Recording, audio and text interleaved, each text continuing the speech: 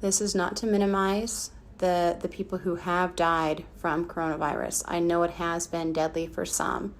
That's part of disease. Diseases do kill people, unfortunately. However, the Wuhan Coronavirus, the Wuhan Coronavirus, the Wuhan Coronavirus, Wuhan Coronavirus, Wuhan Coronavirus, Wuhan Coronavirus, Chinese coronavirus, China's coronavirus, China's coronavirus, China's coronavirus, China's coronavirus, China's coronavirus, concerns about the China coronavirus. Flashing lights, parks closed. This is what a police state looks like, everybody. the number one thing I want to point out, that these endless shutdowns, they're not about protecting people. That is not the goal with these shutdowns. It is about destroying the economy. It is about destroying the middle class. It is about hyping people up to get so fearful, this fear-mongering and this hysteria, to have people roll over and accept whatever they want to The push. hazardous conditions? How are the hazardous conditions? What are the hazardous? A guy sitting there with a gun telling you you can't go into a public park? So cue February 2020. We started to hear about a virus that was started in China and moved its way to America. This is Fullerton and Lakeshore Drive. Temporary fencing put up along the entire park line, so you can't even walk onto the public park. Public park, my ass. Public lands are not public; they're the government's. But look at this. One of the most beautiful things is Chicago, and it's banned. You can't go there. You can't go to a public park in Chicago. Behind me, the Mandalay Bay, home to the worst shooting in American history. If the 1 October event taught me anything, it was that my government officials always lie about the official story. Okay, here we are, another entrance to another park. Here's Belmont. We're looking out, there's no boats. The marina is empty. There's not one boat in the marina. Here in Sin City, we never thought, ever, that a virus can stop a city full of viruses. But then March came around and our governor shut us down. The number one and most important thing I want people to understand about this is these shutdowns, these lockdowns, quarantine, if you want to even call it that, because, it's a bunch of healthy people. This idea that we'll stay safe as long as we follow these government rules is ridiculous. Okay, here's the entrance to Belmont Park. Look at that. It's gated closed with a squad car inside. We're going to keep you safe or shoot you. Maybe that's what we're doing here. Again, look at this marina, not a boat in there. The beautiful Las Vegas Strip, home to debauchery and sin. You can still get a call girl and a bag of drugs, but don't you dare go to church the next morning. What are you, trying to get people killed? If you would have told me in March 2020 that the lockdown would have lasted 100 days and that my daughter and your sons and your daughters were not going to finish whatever grade of school they were in, I would have believed you. I would have believed you because I've watched America over the last 4 years crumble. I've watched my country turn from red, white, and blue to red, white, and fear. You can go to Home Depot. You can go to Walmart. You can go to the grocery store, and you're not going to catch corona. But you can't go to small businesses. You can't go to the beach. You can't go to the park, whatever it may be. I want to jump off at Irving Park Road here. They've removed the nets from the tennis courts. They've taken the hoops from the basketball courts, so you can't even go play basketball. It really is authoritarian at its very nature. Here we're jumping off at Irving Park, and look, here's another one. Our public property, again, is locked off with a security guard. Security guard with a yellow jacket wearing a mask, saying, "Don't come in here." Look around at all the beautiful lights. This is what Las Vegas is known for. The glitz and the glamour and the neon. Well, the truth is that this city can afford to leave the lights on. They can afford to do a lot. They can afford to take these homeless people off the streets. They can afford to feed everybody here who's starving. But instead, they leave those lights on. Look behind me. The driving range, which is closed. There's fencing all along blocking off the rest of the park, so you can't get in here. I don't know, parts of it are blocked off, parts of it aren't. I don't know if we're violating the law being in here, but yeah, there's people in here. So maybe people of Chicago finally had enough of the stupid lockdown. The governor of this state, I call him the governor of Chicago because we really don't have a state of Illinois. We have a state of Chicago. I live an hour west of Chicago, and we have no cases out there. There is nothing going on out there except people who need to make a living being locked at home. Some real consequences of this whole thing are things like, for every 1% of additionally unemployed people, 40,000 people die. Those are the government's numbers, not mine. So if we went from 3% unemployment to 30% unemployment, if that 40,000 number holds true, that's in excess of 1 million people are going to die in America. The virus isn't going to kill anywhere near half of that. The reality is this country is going to be mass depression. Food services are being cut. The ranchers, farms are all struggling right now getting food to the restaurants, to the stores. People are operating at like 10-20% of normal operating revenue. Some of the headlines that dominated the news cycle, headlines about not having enough food or these food shortages, especially with meat. At the same time, farmers were told to destroy millions and millions of pounds of meat from cattle and pigs and all these livestock animals. The even scarier part, and this is the part I don't hear anybody talk about, America's going to suffer and we're going to have real pain for a long time. The real question is, the third world lives off of the first world. I mean, you hear the example of people saying, you know, it's terrible, some kid in Korea makes $5 a day. Well, he's feeding his family on $5 a day. I live in Chicago. You can't live on $5 a day, but you can in Vietnam, you can in Chile, you can in all these other countries. Well, all these other countries are not manufacturing products that are being bought here anymore. When you live in a Vietnam or one of these third world countries, you don't go down and collect unemployment. You suffer and you starve and you die. That is the reality of things. This has got to stop. This needs to end. This is stupidity. This is insanity. I've lived in this city a very long time, and I know construction workers, bartenders, bar backs, teachers, mental health workers, every one of them stayed home from work for 100 days for a $1,200 stimulus check. Well, I'm not sure how that worked out for them because I didn't get one of those checks.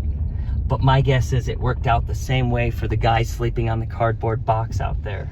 It's just a matter of time before there are more people on the streets than there are in homes. Look, a sign from the mayor, closed until further notice by order of the mayor. Another restaurant, a mini golf place behind us, are they going to come back after this is over, or are they going to be able to survive this financial destruction? That is the question I would ask. I mean, how much damage can they do to the people of the city before the people of the city finally have had enough? My question is, I don't understand why they've gone on so long. Now, look, fencing. They're all fenced in, so nobody can even get in here. Over here, look at food areas, the tables, the chairs, all been removed. Nobody can come and even sit down here.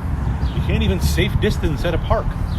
The number of people getting coronavirus is so small, and the number of people dying is even smaller. And those numbers don't warrant shutting down and wrecking a booming economy. They don't warrant bankrupting thousands of small businesses, and they don't warrant putting 26 million people out of work and onto the government dole at the expense of the taxpayers. The destruction that is going on in Chicago due to this is absolutely abhorrent. Ask yourself this question. What happens when all of these places don't open? How many people are just going to say, to hell with it, and leave? We've lost, I think we've lost almost as many people in Illinois and Chicago as they have in New York and California. And I don't blame any one of them. It's time to change things. I mean, the economy of Chicago was not great to begin with. And this is driving it even further down. Tax revenues have got to be weighed down. I think we're $7 billion upside down in the state. Pensions won't get paid. Cops' pensions aren't going to get paid. They're not going to have money to pay the welfare. What's going to happen in this city when all the unemployed people aren't getting any money?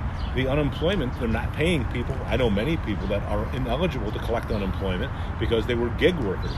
They worked in restaurants. They were actors like myself, and they don't qualify. I don't qualify for unemployment. My personal concern is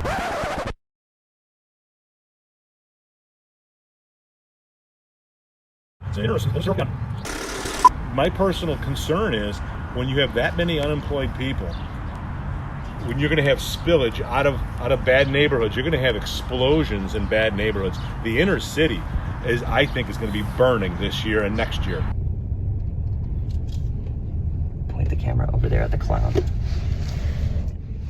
When I think about Circus, I used to think about Adventure Dome and the carnival theme and the free parking and the cheap food. But now when I drive down this broken boulevard, I'm reminded of the scars left on my city. A hotel I used to like, a casino I used to appreciate going into. Now I'm reminded of a police officer who was murdered right there for protecting my constitutional freedoms. Nobody got on TV and said prayers for him. Nobody got on TV and told his family that they were sorry and their condolences were had. No. Instead, they got on TV and said, "Get rid of Donald Trump. Vote blue no matter who. That police officer who was murdered shouldn't have been a cop." We're going to go 3 months with businesses not operating? I don't know how many people can afford not to make a living for 3 months. How many businesses are going to be able to reopen? You've already had companies leaving. Companies been leaving Chicago for the last several years because of the tax situation. Our property taxes and our taxes are abusive in this city and state. My concern is very much that people are going to put up with this and it's just going to get worse. Violence, crime, and other things. Here's an example. Think about this. One of the biggest fallouts of these shutdowns and lockdowns are the effects that they've had on mental health. People are sitting home by themselves, depressed, sad. Suicides are through the roof. People are offing themselves because they can't deal with this. What about depression? What about alcoholism? What about spousal abuse and child abuse? The numbers are through the roof. Recent stats show that there's been a sharp rise in domestic violence and suicides. An economist brought up how, based on historical models, with an unemployment rate of 32%, there would be 77,000 deaths due to suicide. In April 2020, compared to April 2019, there was a 1,000% increase for phone calls to a federal hotline that handled mental health crises. Serious surgeries that are not life-threatening are not being performed. People who need heart surgery, people who need chemotherapy, they're not being treated because the hospitals will not let people in because of this COVID virus. Many, many, many more times people are going to die from other things other than this virus. We have herd immunity. It's gone through our population and we're good. Now, honestly, at this point, I think that's a very wise play. We're getting into the warmer weather. People are going to be outside. The sun kills a lot of things.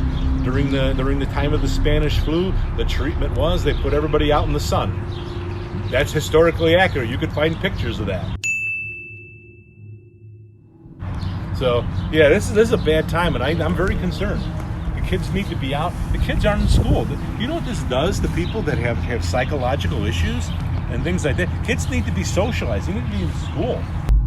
What makes me sad is knowing that my daughter, who never got to finish 2nd grade, but magically gets to move on to 3rd grade, she gets to grow up either A, hearing the truth from her father, or B, listening to the baloney that the TV tells her to listen to.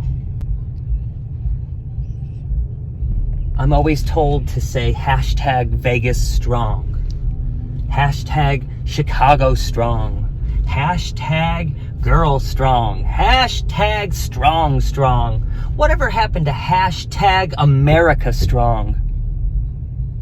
Well, you gotta love America to want to be America strong. And a lot of people out there, they don't really love America. They don't love anything. What they love is fame and fortune and YouTube videos and Instagram likes. Hey, look what I found.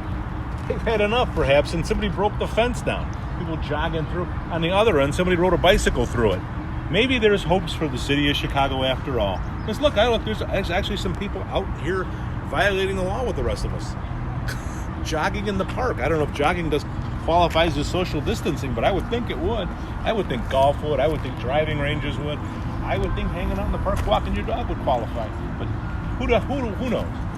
So you can see behind me, I've got the Stratosphere finally open to the public. after what seems like 100 days of prison. They asked us to stay home and close our businesses, and now they're reopened. And I can go in there right now and gamble $100 on a Buffalo slot machine and walk out with $1,000, max bet. Scratching my head, wondering what happened to my town? What happened to my state? What happened to my country? This used to be a symbol of welcome to Vegas. Now it's a symbol of welcome to Vegas, live in fear, put your mask on, pay a fee, coronavirus fee. For what? So they can keep the lights on. Let's turn their lights off.